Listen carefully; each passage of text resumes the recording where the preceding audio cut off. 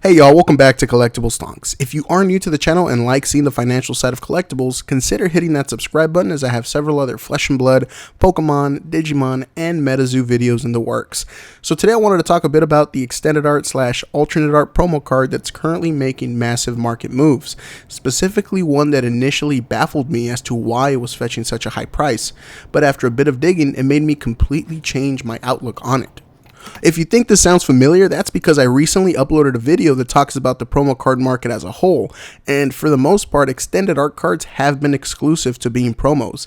In fact, there have been quite a few extended art cards given at pre-release or armory events at your local game stores, but as you can probably imagine, most of these do not carry too much value and seem to have been printed in mass, which would mean most players attending said events would have received at least one. However, the extended art card I want to highlight today is currently selling for about $1,000. That card is the Scar for Scar extended art that also happens to be an alternate art card. The ever elusive Scar for Scar card was one that I somehow ended up missing in my previous promo video. Shout out to this viewer here for pointing it out. This Scar for Scar card was an exclusive to Team Covenant that you would receive for each box of first edition Crucible of War that you purchased. Turns out, Team Covenant worked out a deal with Legend Story Studios to provide them with enough product to meet a certain demand from their buyers. The only way for you to receive the promotional card was to specifically sign up for their Flesh and Blood first edition box subscription, which unfortunately is on a wait list that I imagine to be quite long due to the pricing of $96 a box.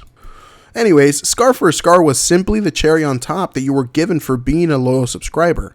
However, after doing a bit of research online, and believe me, there's not much information when it comes to this card, I was made aware of how unique the card truly is. For starters, this is not your typical local game store promo that was likely printed as a huge wave. This is categorized on the official Flesh and Blood website as a tournament legal special use promo, which includes the likes of Crazy Brew, Potions, and the gold and cold foils. This fact alone already makes me believe that the card is likely very short printed. As a bit of evidence for that belief, it has taken almost 3 months from what seems to be the first listing on eBay for this card to reappear on there. Now, I may be wrong, but I have tried multiple different ways to search for this card on eBay, and the oldest listing for it that I could find was from February 9th, 2021, which sold for $437. Currently, as I record this, it is April 27th, 2021. The last official sale of this card happened on April 25th, 2021 for a grand total of $1,000. That sold listing appears to have been only the second I could find on eBay. Of course, now with the card being sold for $1,000, you can expect to see more of these pop up. In fact, the very next day after it sold for $1,000, 2 more were put up on eBay, where they both currently have bids of up to $400. And just recently, a third listing popped up as well.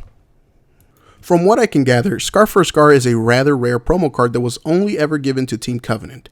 This means that the card itself may not get a reprint anytime soon, considering it is explicitly marketed as a Team Covenant exclusive promo card.